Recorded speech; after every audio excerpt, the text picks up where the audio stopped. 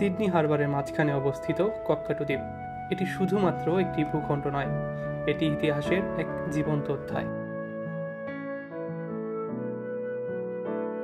ইওরা আদিবাসীদের কাছে এটি ছিল ওয়ারিয়ামা নামে পরিচিত, যেখানে তারা মিলিত হতো, মাছ ধরত এবং নিজেদের সংস্কৃতি উদযাপন করত। 1839 সালে ব্রিটিশরা এখানে দোষীদের জন্য একটি কারাগার তৈরি করে, যা নরফক দ্বীপের বিকল্প হিসেবে ব্যবহার হতো।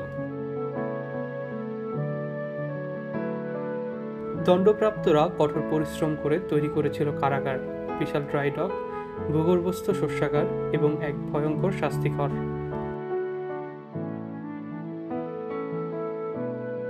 এই দ্বীপের নির্জনতা এটিকে দোষীদের সংশোধনের জন্য আদর্শ স্থান বানিয়েছিল।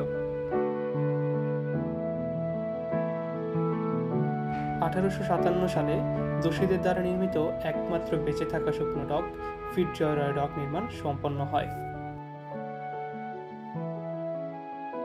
প্রথম বিশ্বযুদ্ধের সময় এই ডকইয়ার্ডটি যুদ্ধজাহাজ নির্মাণ এবং মেরামতের এক গুরুত্বপূর্ণ কেন্দ্রে পরিণত হয়। দ্বিতীয় বিশ্বযুদ্ধে এটি দক্ষিণ পশ্চিম প্রশান্ত মহাসাগরের প্রধান জাহাজ মেরামত কেন্দ্র হিসেবে কাজ করেছিল।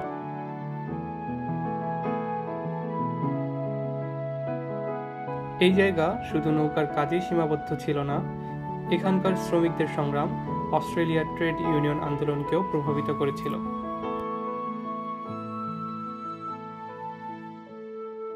এই দ্বীপ একসময় বাষ্পীয় ইঞ্জিন তৈরির একটি কেন্দ্র ছিল, যা নৌযাত্রায় বড় পরিবর্তন এনেছিল।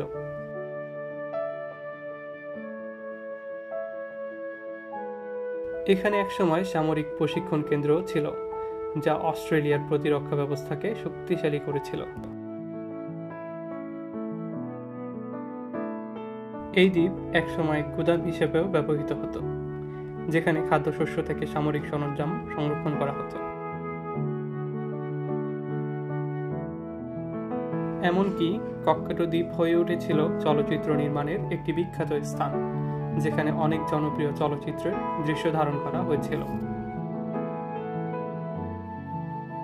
1991 সালে ডকইয়ার্ড বন্ধ হয়ে যায়, কিন্তু দ্বীপের ঐতিহাসিক উত্তরাধিকার আজও টিকে আছে।